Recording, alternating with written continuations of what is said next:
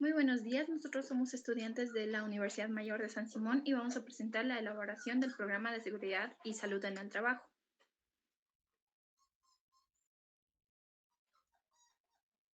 Estos son nuestros participantes y empecemos con una breve introducción, donde podemos decir que uno de los aspectos más importantes en cualquier lugar de trabajo es garantizar la seguridad y salud de los trabajadores. Es por eso que los programas de seguridad y salud en el trabajo existen para prevenir accidentes, lesiones y enfermedades relacionadas con el trabajo. Además, los programas también implican la educación, la formación y de los trabajadores para que puedan reconocer los riesgos y saber cómo actuar en las situaciones de emergencia. En el caso del programa de salud y seguridad en el trabajo, es importante destacar que su diseño es fundamental para lograr el cumplimiento de la legislación nacional y responder a la norma NTC 009-18. Este programa debe abarcar una serie de medidas y acciones concretas para garantizar la protección de los trabajadores en todas las áreas relacionadas con su trabajo.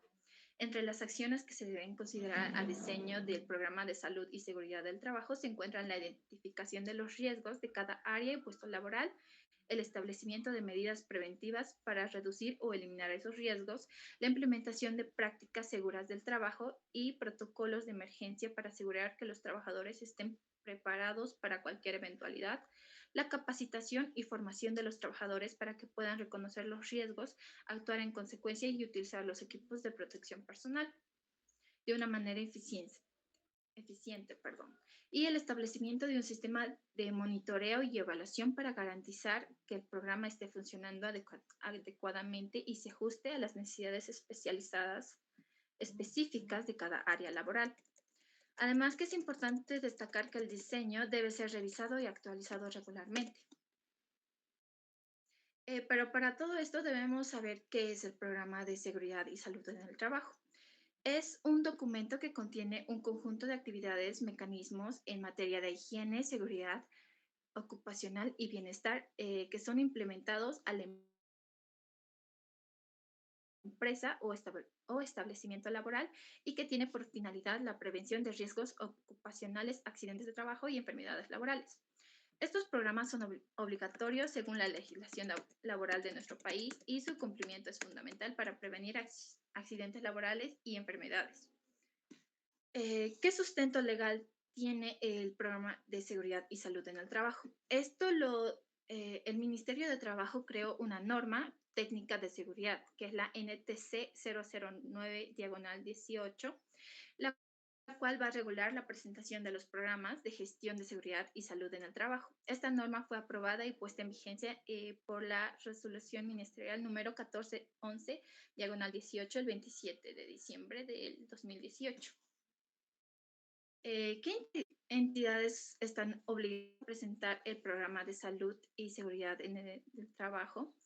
Esto, según el artículo de la NTC 009-18, la aplicación es obligatoria para todas las empresas o establecimientos laborales nacionales y o extranjeros que se encuentran en operación o en etapa de ejecución de proyectos, o sea, en construcción en nuestro territorio nacional. Estos sean públicos o privados y que persigan o no fines de lucro, de conformidad a lo establecido a la Ley General de Higiene, Seguridad Ocupacional y Bienestar, el número 16998 del 2 de agosto de 1974, además del Decreto Supremo del 2936 de 5 de octubre de 2018 y norma conexa.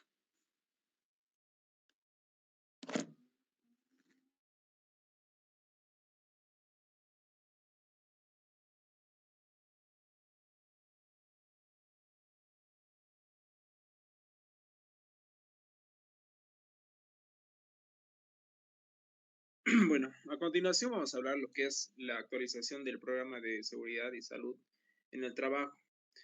La actualización debe realizarse cada 3 años y estas también se deben adecuar a las nuevas normas que estén establecidas.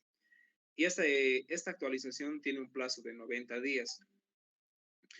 También las empresas o establecimientos laborales que realicen modificaciones en su infraestructura, ya sea en la empresa, algún cambio de productos o cambio de insumos, materia prima, eh, tal vez modificación de razón social, traslado, también se debe realizar una actualización y está igual con las nuevas normas que están establecidas.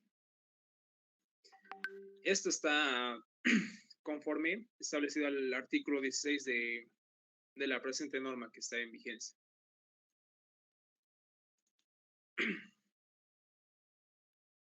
Luego tenemos el programa de seguridad y salud que está presentado en la página web del Ministerio de Trabajo. Según esta web, el programa de salud y seguridad en el trabajo debe contener el desarrollo de la política y objetivos en seguridad y salud, ya sea en el trabajo. Explicación detallada del proceso productivo, del servicio y gestión de riesgos ocupacionales. También debe tener estudios y monitoreos de la higiene. Estos se dividen en dos, que son los estudios generales, que dentro de estos se clasifican lo que es la iluminación, ventilación, ruido, estudio de carga de fuego y entre otros. En estudios específicos tenemos lo que son las características de la empresa. Estos pueden ser las características contaminantes, como ser los contaminantes químicos, calidad del agua para el uso del proceso y consumo personal, vibración y otros que sean necesarios. También debe contener lo que es actividades de alto riesgo. Estas mismas deben estar describidas en las actividades actuales y también debe tener un manual de procedimiento. También tenemos lo que es la dotación de ropa de trabajo y equipo que proteja al personal. Y también se debe tener un extra como son las capacitaciones. Comité mixto de higiene y seguridad ocupacional e inspecciones internas. También lo que es el plan de emergencias y medicina del trabajo y la salud ocupacional. Y ya, la vigencia del programa de seguridad y salud en el trabajo.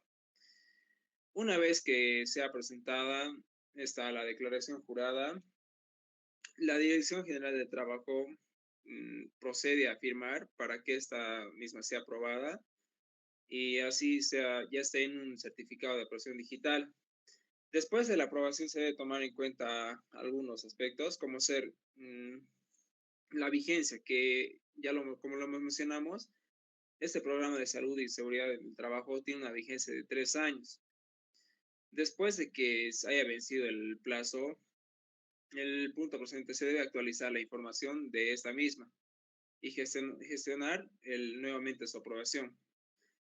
También, como lo habíamos mencionado anteriormente, en caso de que la empresa sufra modificaciones, también debe actualizar su programa de seguridad y salud en el trabajo. También la Dirección General del Trabajo, después de la aprobación, puede verificar si esta misma cuenta con la veracidad de la información contenida.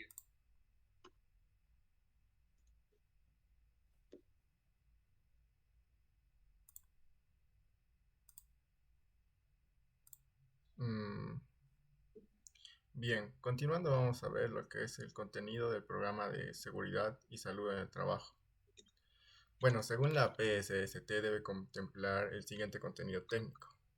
Como primero debemos ver que las empresas o establecimientos laborales deben desarrollar su política y objetivos en seguridad y salud del trabajo, mismos que estos deben estar enfocados a lo siguiente: lo que es el cumplimiento de la legislación nacional vigente y otras normas propias dado cada rubro, y el trabajo conjunto con el Comité Mixto de Higiene y Seguridad Ocupacional para la preservación y seguridad y salud ocupacional de las y los trabajadores de la empresa o establecimiento laboral.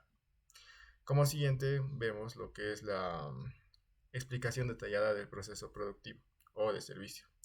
Este debe ser desarrollado a través de diagramas de flujo.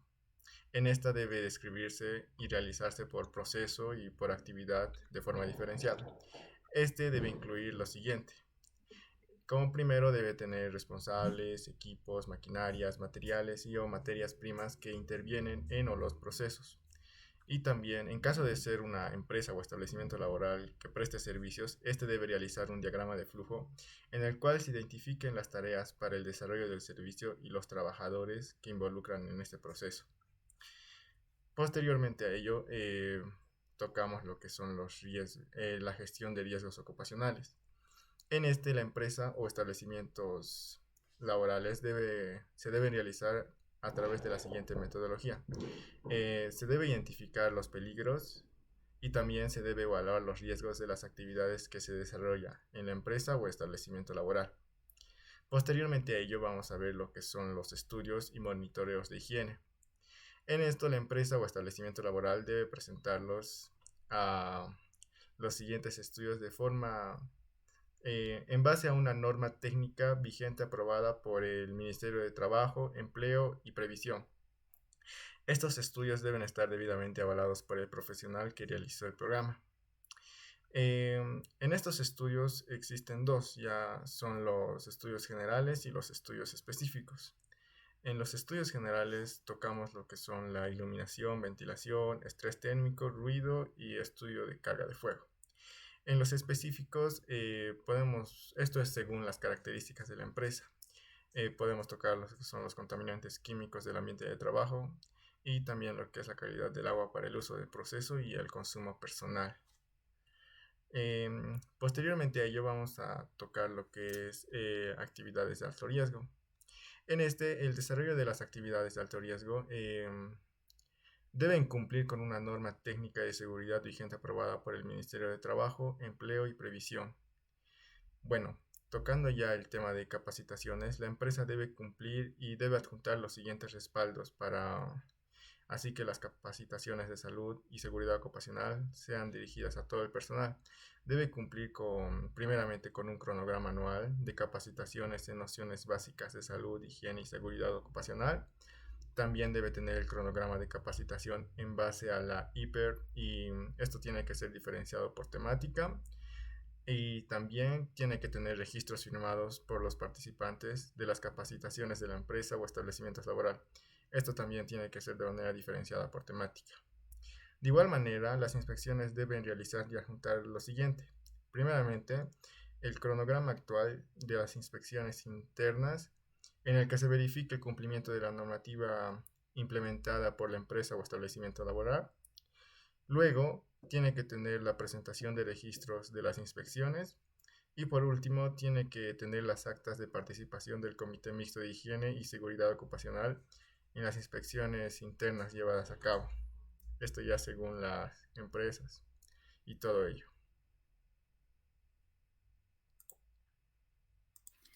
Bueno, ahora vamos a hablar sobre los principios básicos de la gestión de empresas según el reglamento de los servicios de prevención. Uno de los principales principios es el de integrar la actividad preventiva en la empresa.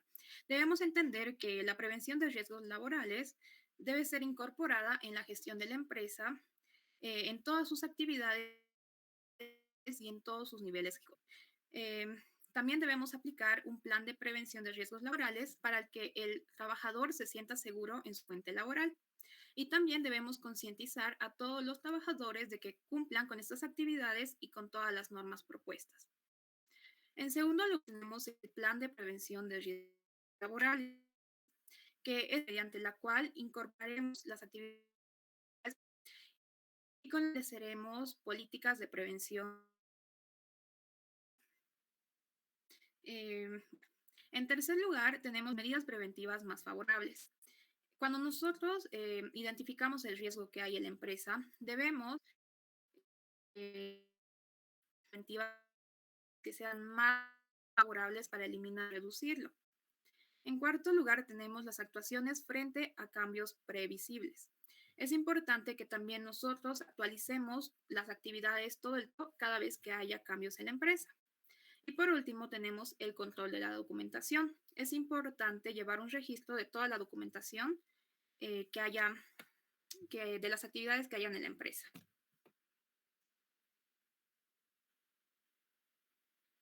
Bueno, Ahora vamos a profundizar un poco más lo que es el plan de prevención de riesgos laborales. Como mencioné, es la herramienta a través de la cual integramos las actividades preventivas a la empresa y es importante que sea aprobado por todos los niveles jerárquicos y conocido por todos sus trabajadores. El plan de prevención tiene dos instrumentos esenciales, que es la evaluación de riesgos y la planificación de la actividad preventiva. Estas herramientas nos ayudarán a identificar si en la empresa existe un riesgo y también a planificar actividades para eliminar o reducir este riesgo. Primeramente vamos a hablar de la evaluación de riesgos. La evaluación de riesgos es un proceso mediante el cual nosotros evaluamos a la empresa y decidimos si hay algún riesgo y si necesitamos aplicar algún plan de prevención. Algunas recomendaciones que se deben seguir son que se debe realizar una evaluación inicial de los riesgos. La evaluación debe ser actualizada cuando cambien las condiciones de la empresa. Y por último, se realizarán controles periódicos para detectar situaciones que sean potencialmente peligrosas. En segundo lugar, tenemos la planificación de la actividad preventiva. Cuando nosotros evaluamos los riesgos y identificamos que sí hay un riesgo, entonces empezamos a planificar actividades para prevenir este riesgo. Para eso, igual se deben seguir estas recomendaciones. Primeramente, las actividades deben ser planificadas y plazo para su ejecución. Y recursos para su ejecución. Y se debe realizar un seguimiento continuo para asegurar que la ejecución esté siendo efectiva. Para hablar de algunos ocupacionales, las fuentes de trabajo a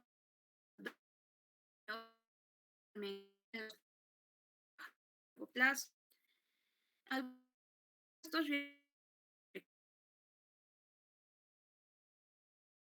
zona, poderosos, pesticidas o a gases inflamables puede ocasionar riesgos en la salud, en la piel o respiratorios. También tenemos es muy negativo en los trabajadores, ya que es cuando trabajan en enfermedad, como pueden ser los hospitales o los laboratorios. Los mecánicos que de trabajo. Riesgo ambiental son todos los peligros que vienen de la naturaleza, como pueden ser los desastres naturales, las tormentas o las lluvias. Y son riesgos que no podemos controlar, pero sí necesitamos equipamiento para prevenirlo. Los riesgos físicos nos hablan más que todo cuando hay un mal ambiente laboral y estamos expuestos al sol, al ruido o a un ambiente dañino que nos puede provocar daños en la salud o en el cuerpo. Los riesgos ergonómicos es cuando el trabajador en su trabajo realiza malos movimientos o malas posturas que pueden ocasionar, por ejemplo, daños en la columna. Y por último, tenemos los riesgos psicosociales, que más que todo está relacionado con el ambiente laboral. Por ejemplo, puede ser el acoso, puede ser el estrés o la carga laboral. Y esto genera daños en la salud mental del trabajador.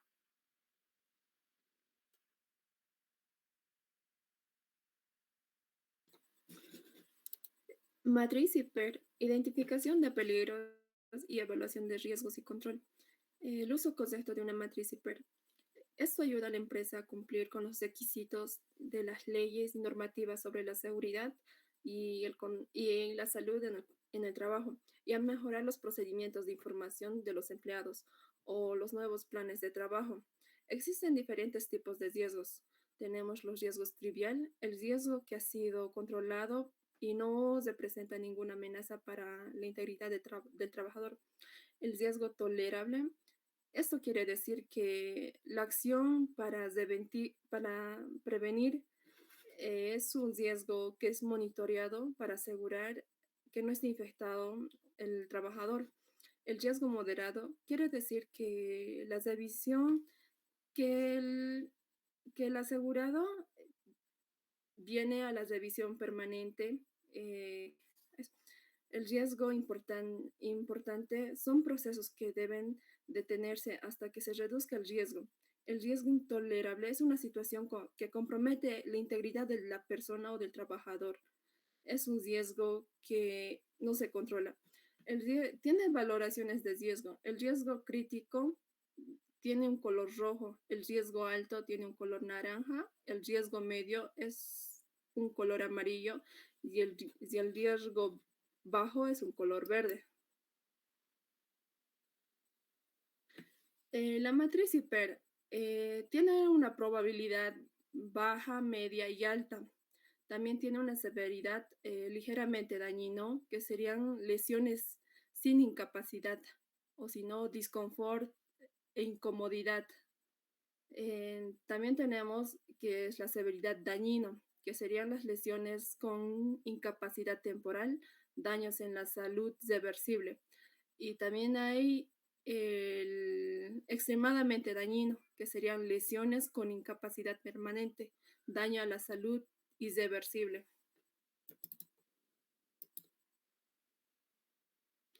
Una matriz IPER tiene beneficios. La matriz IPER se utiliza para planificar la formación y la educación. Permite planificar para cumplir con los requisitos normativos y vigentes. Brinda asistencia durante la inspección y gestión de acciones de la organización.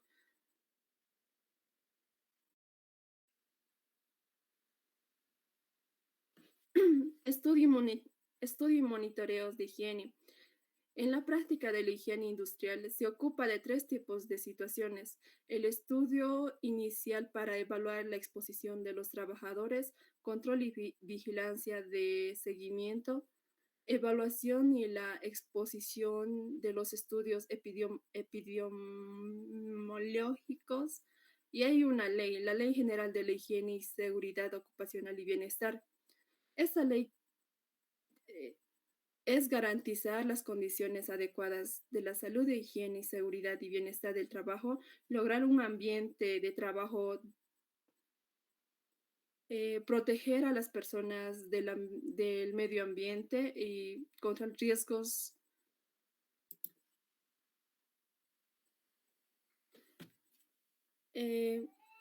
Estudio y monitoreo de higiene. Tenemos los procedimientos para realizar los monitoreos de iluminación. Se utilizan los instrumentos BALAT.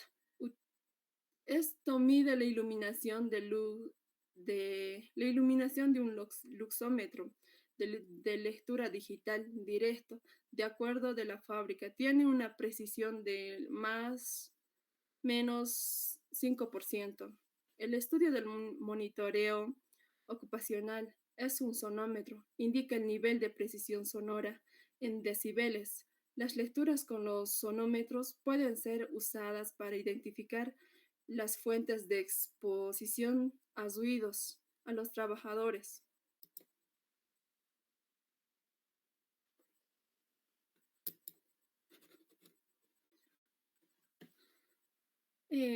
Estudio monitoreo de estrés térmico. Fundamentalmente existe un mercado de 2 tipos de termologrómetros. Los termologrómetros analógicos cumplen instrumentos analógicos, por lo que la medición bien indicada mediante esferas de agujas y escalas agruadas. Monitoreo y estudio de ventilación. Un enemómetro es un instrumento para conocer y medir la velocidad del viento. Se utiliza principalmente en las previsiones meteorológicas.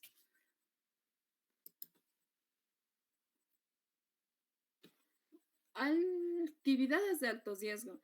Estas se clasifican trabajos en alturas, trabajos en espacios confinados, trabajos de obras civiles y construcción, trabajos de conducción vehicular, trabajos de minería y subsuelos, trabajos en sustancias peligrosas, trabajos de aizaje y levantamiento de cargas, trabajos a temperatura extrema.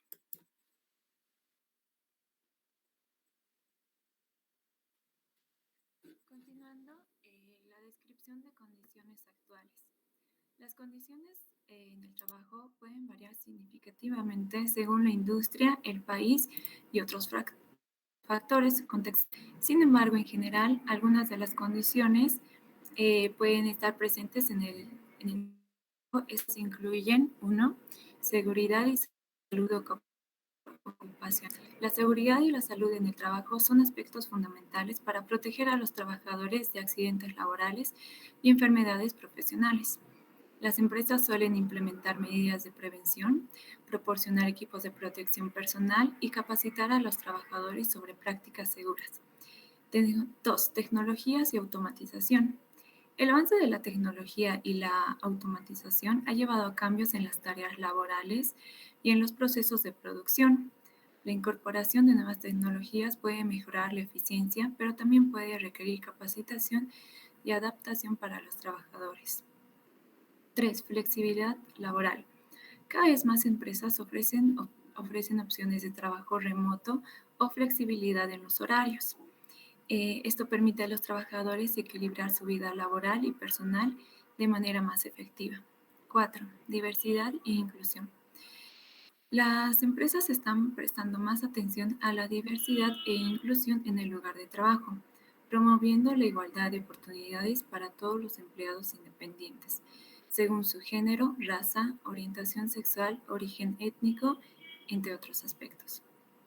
5. Salud mental en el trabajo. El bienestar mental de los trabajadores ha ganado relevancia y las empresas están tomando medidas para abordar temas relacionados con el estrés laboral, el agotamiento y la salud emocional. 6. Nuevos modelos de trabajo. La pandemia del COVID-19 ha acelerado la adopción de nuevos modelos de trabajo, como el trabajo remoto y la modalidad híbrida. Estos cambios han impactado la dinámica laboral y la colaboración entre los equipos. 7. Formación y desarrollo profesional. Las empresas están invirtiendo en la formación y el desarrollo profesional de sus empleados para mejorar sus habilidades y competencias, adaptándose a las demandas cambiantes del mercado laboral. 8. Sostenibilidad y responsabilidad social corporativa. La sostenibilidad y la responsabilidad social corporativa son aspectos cada vez más importantes en el lugar de trabajo.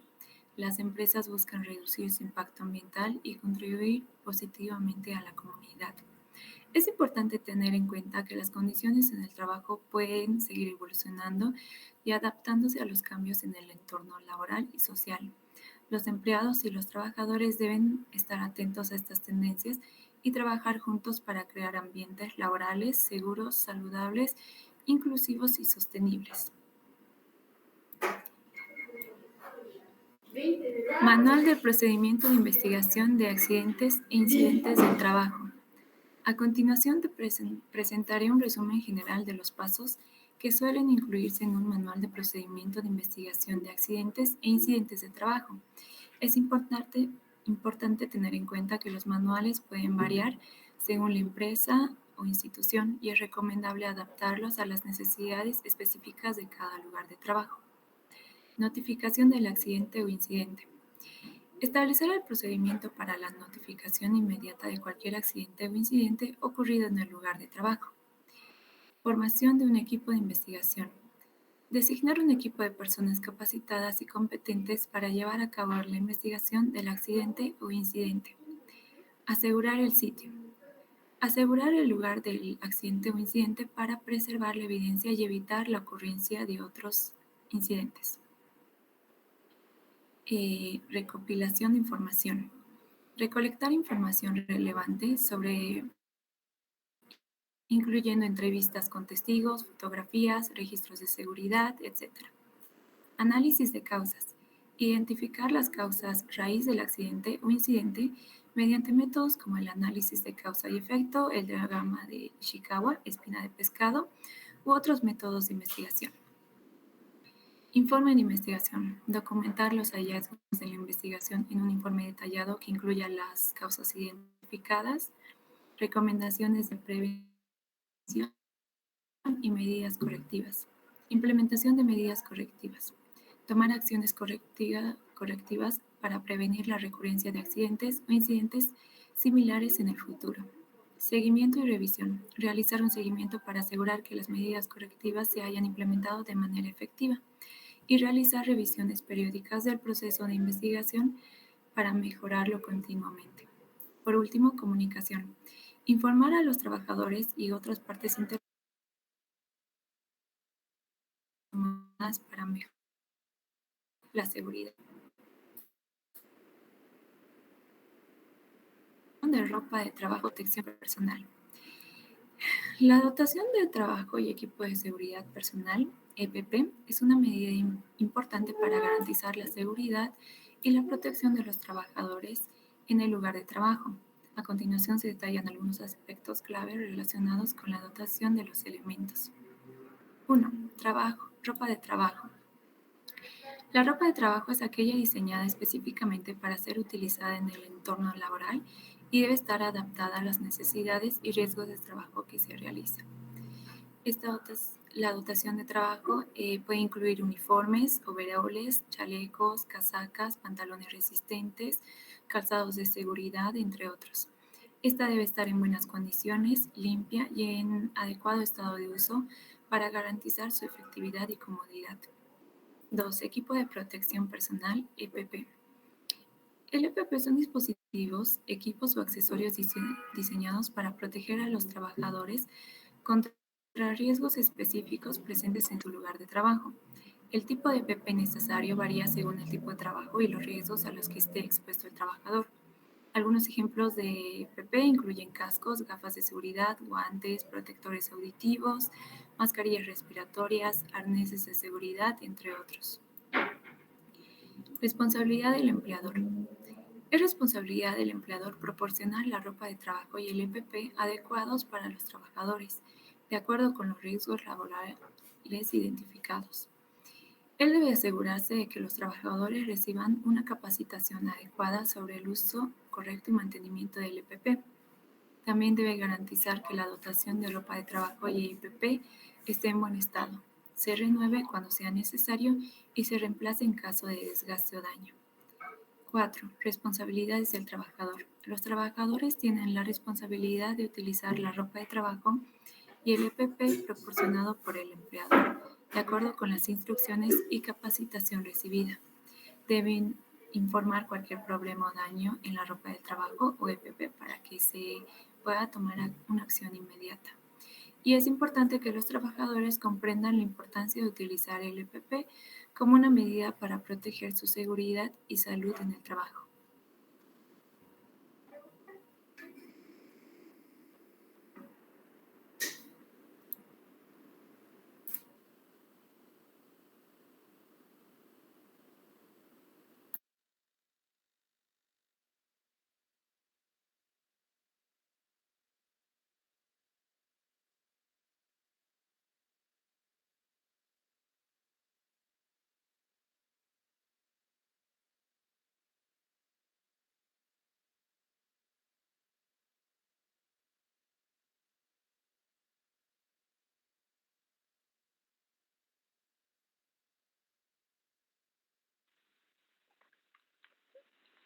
En cuanto a los equipos de protección personal, tenemos los equipos de protección de cráneo, que a continuación los voy a ir desarrollando.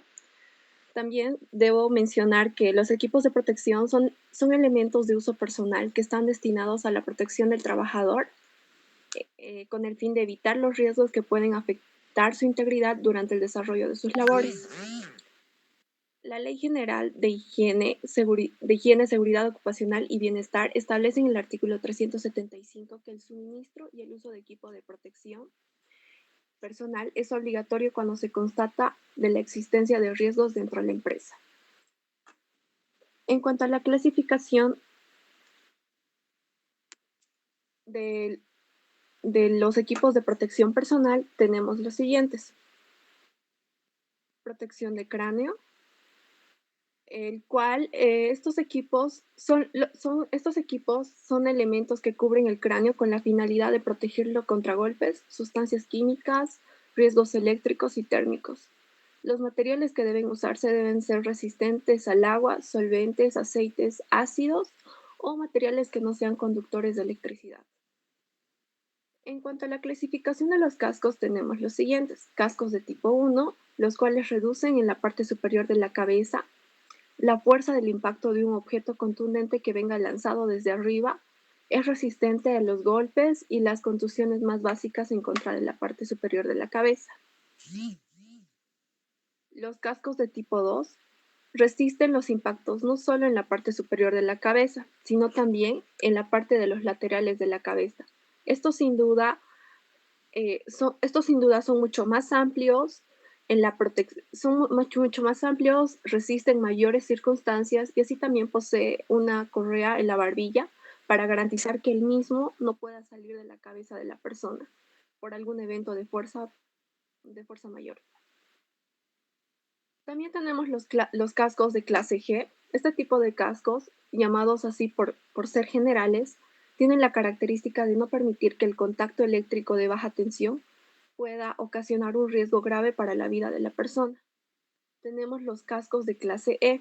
Con respecto al casco de clase E, se llama así por ser eléctricos, es decir, impiden cualquier riesgo de sufrir una potencial descarga eléctrica de alto voltaje con conductores eléctricos.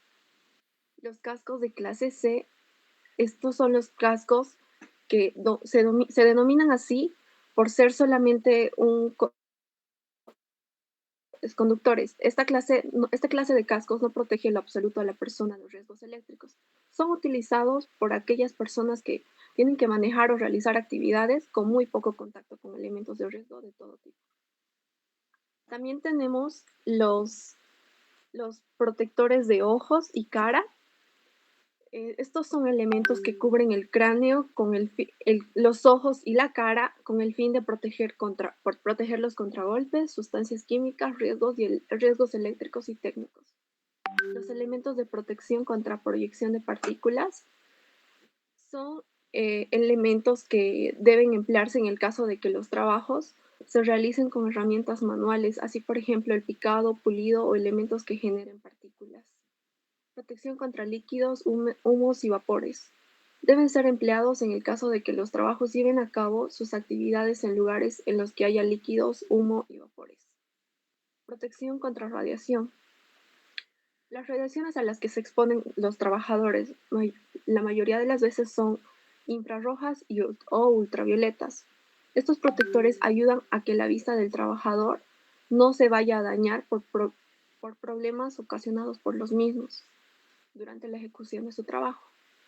Las máscaras faciales son protectores que cubren los ojos y rostros.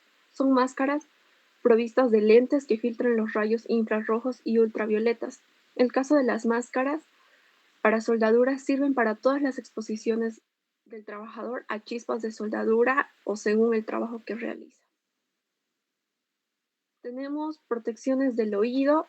Son elementos destinados a proteger el sistema auditivo de los trabajadores que se encuentran expuestos a altos niveles de ruido. Protecciones de las vías respiratorias. Son elementos destinados a proteger a los trabajadores contra la contaminación del aire, en el cual se pueden llegar a encontrar partículas dispersas como gases, humos, vapores mezclados con el aire. Protección de manos y de brazos. Para evitar lesiones por consecuencia de actividades durante el trabajo se tienen diferentes tipos de guantes, según el trabajo que se realiza. Tenemos los guantes de nitrilo, los cuales nos protegen frente a productos químicos.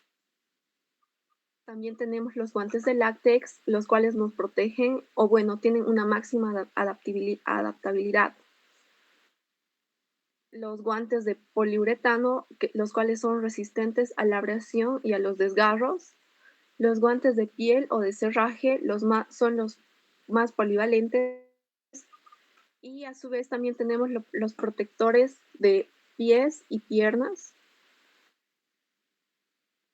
Los protectores de pies y piernas, en los cuales se deben hacer uso de ciertos protectores para evitar posibles lesiones por la caída de objetos, evitar deslizamientos o objetos de punzocortantes que pueden llegar a afectar a los pies de los trabajadores.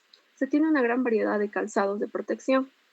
Así, por ejemplo, tenemos los calzados de uso general, los calzados de protección con pundera, tenemos los calzados de protección dieléctrico, también tenemos los calzados de protección antiestática, los calzados de protección del metatarso, los calzados de protección contra la penetración de objetos punzocortantes hacia la punta del pie, los calzados con protección impermeable, las botas de goma. En cuanto a las botas de goma, estas se utilizan para proteger los pies y las piernas del trabajador en la humedad. Cuentan con una primera instancia de acero para resistir impactos y pinchaduras en la planta del pie. También se tienen las polainas, son elementos para complementar la protección de los pies y normalmente son fabricados de cuero curtido al cromo. Se tienen los cinturones de seguridad. Los cinturones de seguridad son usados para realizar trabajos de altura. Estos elementos de protección se usan en trabajos efectuados a una altura de 1.4 metros del suelo para evitar la caída de los trabajadores. Entre estos tenemos los arnés. Los arneses son restricciones para que el cuerpo atrape la caída de una persona. Consiste en correas, accesorios, hebillas y otras partes individuales dispuestas de tal manera que el cinturón soporta todo el cuerpo de una y lo que durante la captura y lo mantiene en posición vertical cuando lo cuelga. Tenemos las correas de retención. La correa de retención se utiliza para retener un borde de caída o para el posicionamiento en el lugar de trabajo en una estructura. Las correas de retención pueden cargarse como máximo en el sentido de inclinarse. Tan pronto como sea posible el colgado libre, se debe utilizar otros o más sistemas. Los cinturones de seguridad. Los cinturones de seguridad, también llamados cinturones de cadera, tienen un ojal ventral, es decir, una cuerda abdominal. Este ojal de cuerda puede cargarse en el sentido del colgado, dado que la mayoría de los cinturones de seguridad también tienen ojales de tensión lateral. Los cinturones triplemente certificados son los más completos de la protección contra caídas. A continuación, les voy a hablar acerca de la ropa protectora de trabajo. La ropa protectora de trabajo es un elemento esencial en el área de la seguridad industrial, ya que está diseñada para proteger a los trabajadores de diversos riesgos presentes en su entorno laboral. Existen diferentes tipos de ropa protectora, cada uno destinado a proteger contra riesgos específicos. Tenemos ropa ignífuga o resistentes al fuego. Tenemos ropa de alta visibilidad. Son utilizadas en trabajos de visibilidad escolar para evitar accidentes en este caso. Están hechas de fluorescentes. Se utiliza en ambientes húmedos o donde hay riesgos de exposición a líquidos peligrosos. La ropa de resistencia a químicos es empleada en industrias donde hay exposición a sustancias químicas peligrosas. La ropa antiestática se utiliza en entornos donde hay riesgos de descargas eléctricas. La ropa cortavientos e impermeables son usadas en ambientes con bajas temperaturas y vientos fuertes. La ropa resistente a cortes y perforaciones son empleadas en industrias donde los trabajadores están expuestos a objetos afilados o punzantes. La ropa para trabajos con soldadura. Están diseñadas para proteger al trabajador contra chispas, radiaciones ultravioletas y salpicaduras de metal fundido. En cuanto a las capacitaciones exigidas, se tiene que en el artículo 6 indica que se debe elaborar y aplicar un programa de seguridad y salud en el trabajo. Esto quiere decir que aplicar un programa de prevención de riesgos laborales que incluya la identificación, la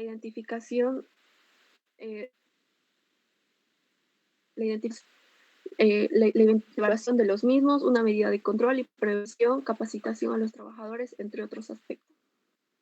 Proporcionar un ambiente de trabajo seguro. Los empleadores deben garantizar que los lugares de trabajo sean saludables para sus trabajadores.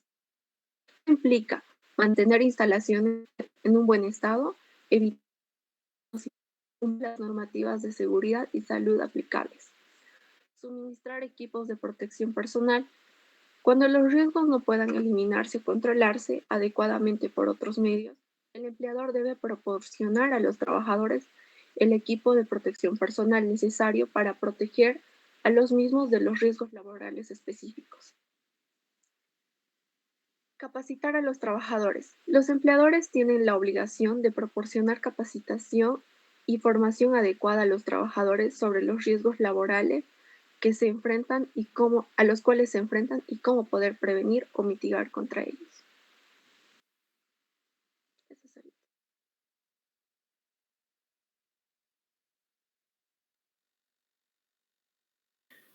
La empresa o establecimiento laboral debe adjuntar los siguientes documentos. Según la Ley General de Higiene, Seguridad Ocupacional y Bienestar, establece algunos requisitos específicos relativos a la vigilancia de la salud de los trabajadores expuestos a determinados trabajos. Tenemos aquí el artículo 6, que de forma general podemos decir que habla de las obligaciones de los empleadores, que consiste en prevenir, comunicar, informar, instruir a sus trabajadores sobre todos los riesgos conocidos en su centro laboral y sobre las medidas de prevención. Ya de forma más específica, podemos decir que esto trata de cumplir las leyes y reglamentos relativos a la higiene, seguridad ocupacional y bienestar. También debe adoptar medidas de orden técnico para la protección de la vida, integridad física y mental de los trabajadores a su cargo, todo género de compensaciones sustitutivas del riesgo.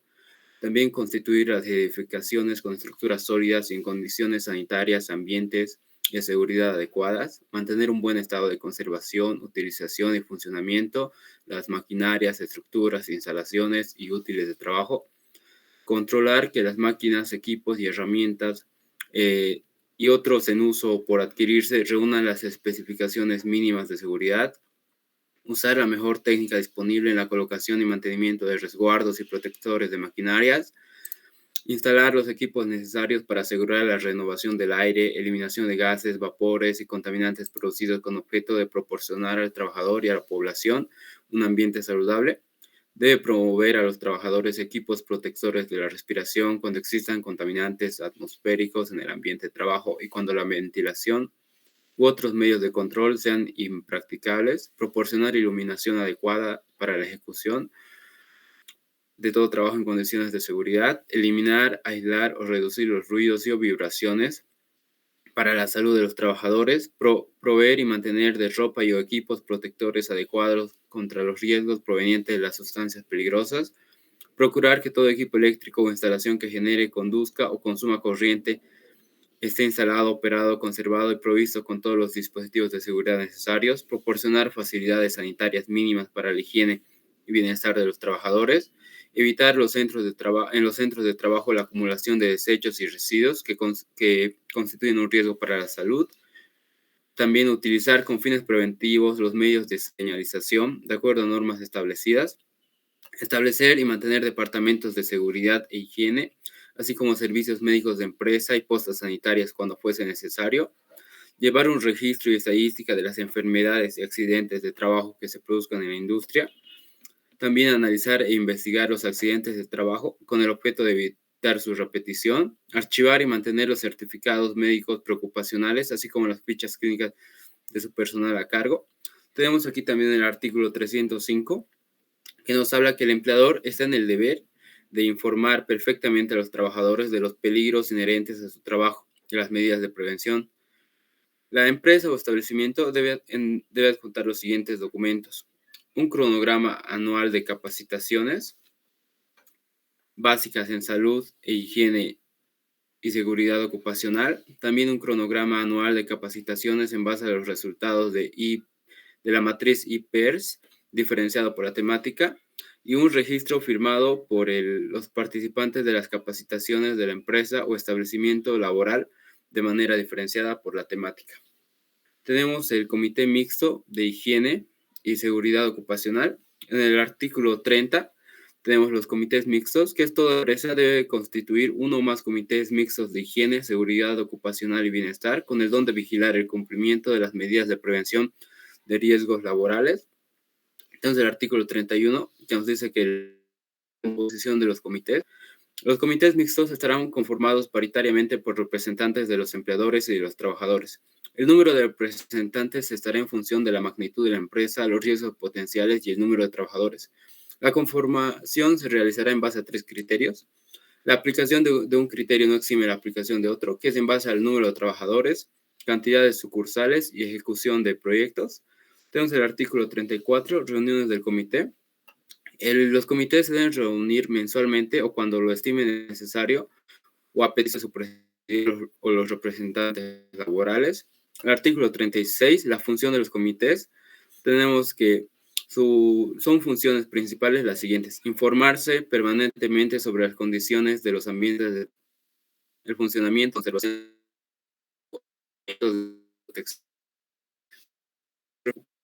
bienestar en el trabajo, convencer y analizar las causas de los accidentes, controlar la presentación de denuncias y llevar una relación detallada de sus actividades, proponer soluciones para ir mejorando de las condiciones, ambientes de trabajo y la prevención de riesgos profesionales, fomentar las actividades de difusión y educación para mantener el interés de los trabajadores en acciones de higiene y seguridad, colaborar en el cumplimiento de la presente ley y de las recomendaciones técnicas de los organismos. Elección y tiempo de permanencia. Aquí se divide en 2 partes: representantes del empleador y representantes de los trabajadores. Los representantes del empleador son designados por el empleador mismo, quien debe dar preferencia a los que especialistas del departamento, por ejemplo, área o jefatura de higiene, seguridad ocupacional y medicina del trabajo, si es que lo hubiera. Los representantes de los trabajadores son elegidos por los trabajadores mediante una votación directa. De preferencia, los postulantes deben tener algún grado de formación o conocimiento de higiene y seguridad ocupacional u otra rama afín. Inspección laboral y de seguridad industrial. ¿Qué es inspección? Es una técnica sistemática de observación de áreas y puestos de trabajo que nos permite identificar actos o condiciones de riesgo. El Ministerio de Trabajo debe realizarla una vez al año como mínimo. El primer punto que debe ver el inspector es preguntar al empleador o a las personas designadas por la empresa sobre ciertas características del establecimiento. Entregar al delegado de la empresa los requisitos para la inspección documental. Se tiene 48 horas como plazo máximo para presentar la dirección del trabajo correspondiente. Preguntar a los trabajadores individualmente o en grupo las condiciones laborales actuales que tienen en la empresa, registrando sus respuestas en un formulario que servirá posteriormente para cotejarlas con la inspección documental. Recorrer las instalaciones de la empresa registrando las condiciones de mejora en seguridad, higiene y salud ocupacional en un formulario de inspección técnica. Finalizada la inspección documental técnica de los inspectores y técnicos en seguridad, se debe elaborar un informe técnico sobre las condiciones de mejora encontradas en cada materia de seguridad, higiene y seguridad ocupacional. En el plazo de 30 días lo enviarán a la empresa para que pueda subsanar las mismas en un plazo no mayor a 30 días. Una vez vencido el plazo de la presentación, la delegación de inspección técnica deberá ingresar para constatar los cambios efectuados en la empresa.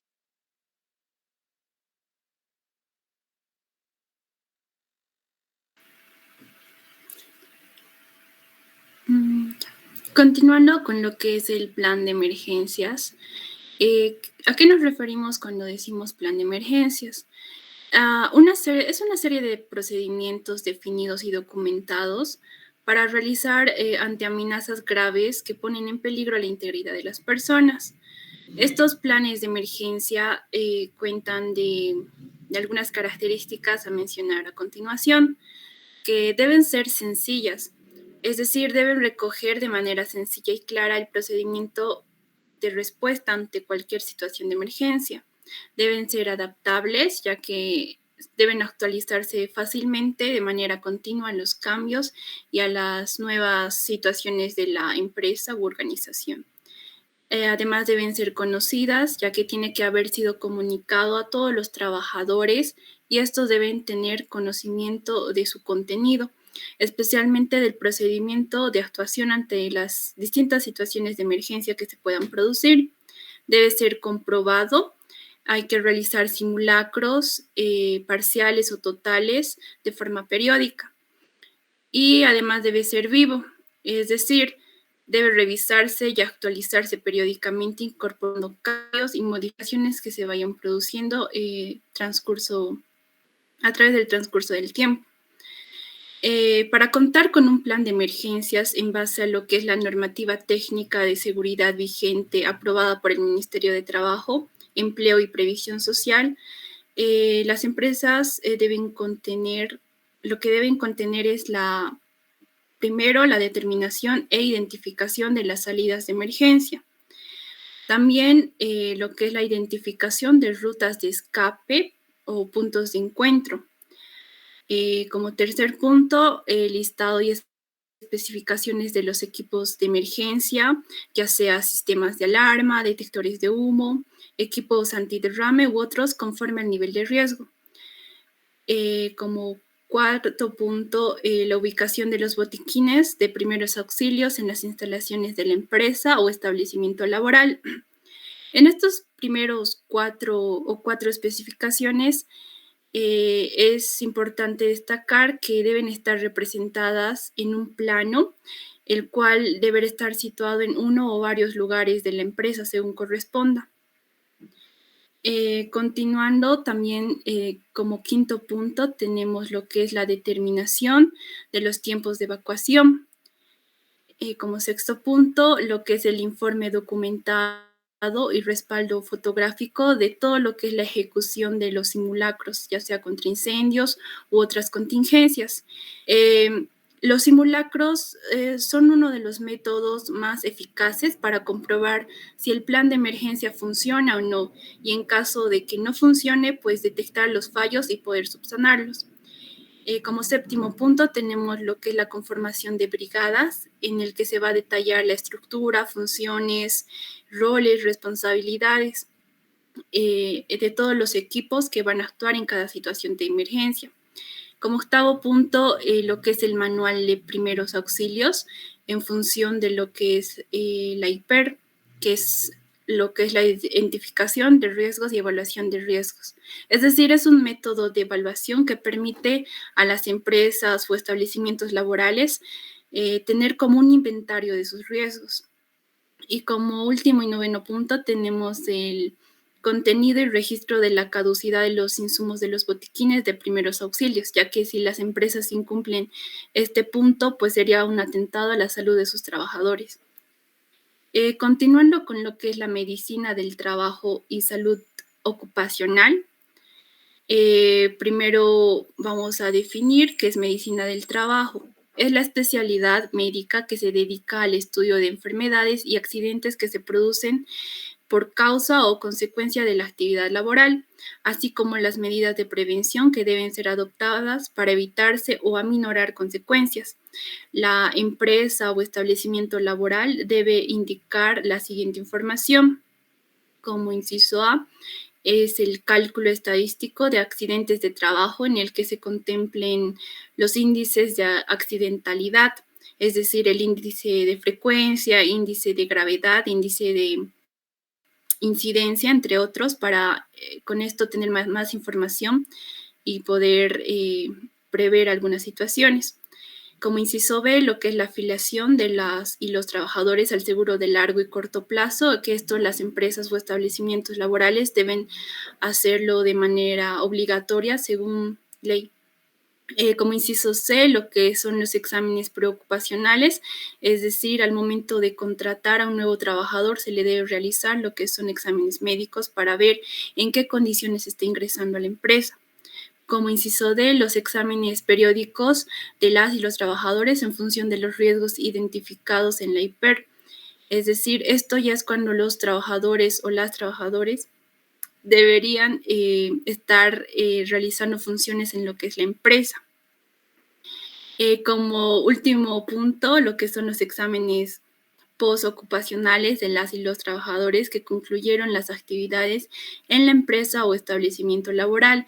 Es decir, cuando un trabajador ya se está retirando de la empresa, es importante que la empresa, para evitar futuras situaciones o inconvenientes, realice lo que son exámenes para ver en qué situación también está retirándose de la empresa.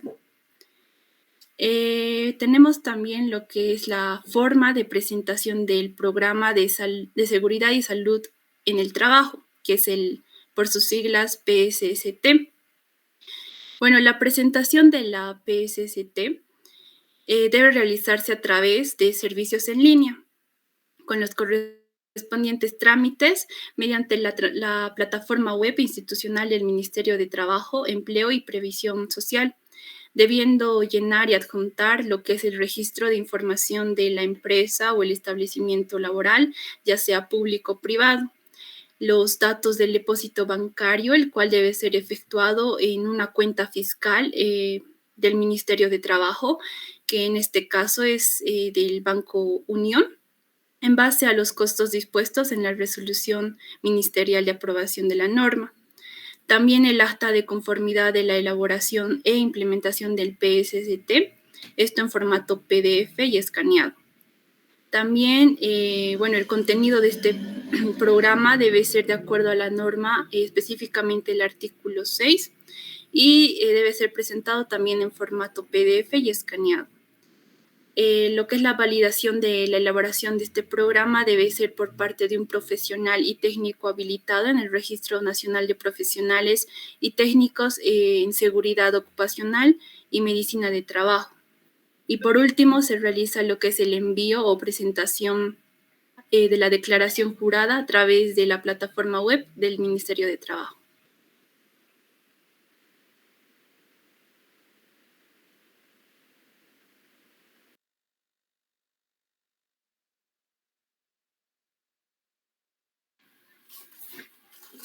Bueno, ya por concluir el tema, les vamos a explicar un ejemplo de un proyecto para que se pueda entender mucho mejor la explicación. La empresa constructora sería Miyacta, el nombre del proyecto Construcción Parque Urbano en la OTB Nueva Esperanza. Les voy a explicar acerca de las generalidades y los componentes de este proyecto. El contratista debe cumplir todas las leyes, normas y reglamentos de legislación ambiental, así como implementar actividades de prevención y mitigación ambiental durante toda la ejecución de la obra. Es responsabilidad del contratista implementar las medidas de prevención, mitigación, seguimiento y control establecidos en el instrumento de regularización ambiental con el que se obtuvo la licencia ambiental del proyecto. La obra debe causar el menor impacto posible en el medio ambiente y cumplir permanentemente la legislación ambiental aplicable. Se debe subsanar y atacar cualquier mitigación correctiva para cumplir las medidas de prevención y mitigación ambiental. Al finalizar la construcción, se verificará que el contratista haya cumplido con todas las medidas socioambientales antes de dar el visto bueno para la recepción de la obra. El contratista debe elaborar un informe ambiental mensual con respaldos del cumplimiento de las medidas de mitigación. Las actividades de prevención y mitigación ambiental. Les voy a nombrar cuáles son. Se prohíbe cualquier tipo de quema. La materia prima utilizada en la obra, que sería grava, gravilla, arena, ese tipo de materiales, debe prevenir los lugares autorizados. Tiene que venir de cierto tipo de lugares que sí sean autorizados para que puedan ser usados. Los vehículos deben recibir un adecuado mantenimiento para reducir la emisión de gases. Se deben cumplir las disposiciones de seguridad y normas vigentes, especialmente en trabajos en altura. Las emisiones de ruido de fuentes fijas y móviles deben mantenerse dentro de los límites establecidos por la legislación de contaminación atmosférica. Los residuos de construcción, material, que son los materiales y escombros en sí que se dejan en cada obra, deben ser recogidos y dispuestos en áreas autorizadas o entregadas a terceros para su reciclaje. Los residuos sólidos comunes generados por los trabajadores deben ser escogidos en basureros temporales y depositados adecuadamente. Se debe mantener la obra limpia y ordenada con molestias mínimas, ya sea por ruidos, humo y polvo, para que no llegue a causar ningún tipo impedimento a los que viven por la zona. Se debe de marcar los sitios de almacenamiento y contar con señalización industrial. El contratista debe contar con botiquín de primeros auxilios, extintores, fuego, un plan de seguridad y un plan de contingencias para evacuaciones rápidas en caso de accidentes. El personal del contratista debe estar capacitado para sus funciones, especialmente en tareas de alto riesgo. Los vehículos deben contar con elementos de señalización y protección en perfecto funcionamiento y personal calificado para su condición. Cualquier tala, poda o traslado de especies vegetales debe coordinarse con EMABRA. Se deben implementar medidas para reducir emisiones de partículas suspendidas, para así evitar la contaminación del suelo, evitar derrames de aceites o combustibles. Seguridad en la obra. El contratista debe velar por la seguridad e integridad física e higiene de su personal mediante la prevención de riesgos. Debe tomar todas las medidas y precauciones necesarias para proteger a las personas, instalaciones, equipos y bienes en la obra. El equipo de protección personal obligatorio incluye ropa de trabajo, cascos de seguridad, gafas de protección, guantes de cuero, máscaras y todo ese tipo que sí o sí se necesita para cumplir con un buen trabajo. Protección y reparación de instalaciones existentes. El contratista es responsable de proteger todas las instalaciones, infraestructura existentes en el sitio de la obra y reparar cualquier daño causado durante la construcción. Eliminación de obstrucciones. Antes de iniciar cualquier actividad, el contratista debe eliminar todas las obstrucciones en el área de trabajo que puedan afectar el desarrollo del proyecto. Manejo de materiales y almacenamiento. Los materiales suministrados por el cliente deben ser inspeccionados por el contratista antes de su uso para asegurar que cumplan con las especificaciones requeridas. El contratista debe almacenar los materiales de forma ordenada y segura, evitando obstruir vías de acceso o áreas de trabajo.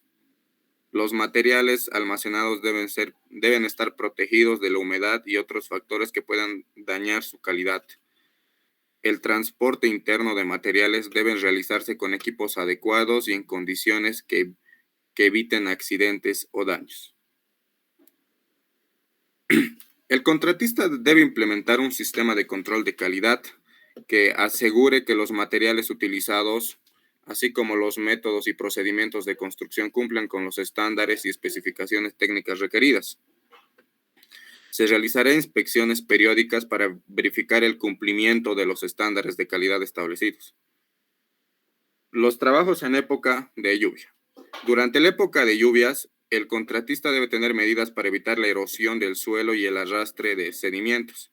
Se debe contar con canales y sistemas de contención para evitar daños en la obra.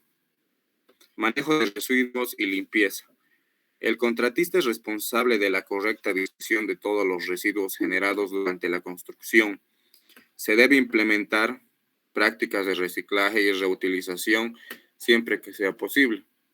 Al finalizar la obra, se debe dejar el área de trabajo limpia y en condiciones óptimas.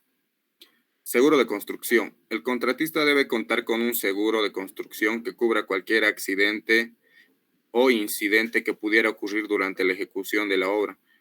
El seguro debe incluir la responsabilidad civil frente a terceros y el seguro de vida para los trabajadores. Bueno, a grandes rasgos, ese ha sido el proyecto que pudimos recabar información y así podemos compartirlo con todos ustedes. Ya por concluir el tema, una conclusión breve de todo lo que ha sido, todo lo expuesto. Se puede decir que es mucha importancia tener un entorno laboral seguro y saludable para los trabajadores. La implementación de normas técnicas de seguridad es esencial para prevenir accidentes y enfermedades ocupacionales y promover, y asimismo, un bienestar en el ámbito laboral.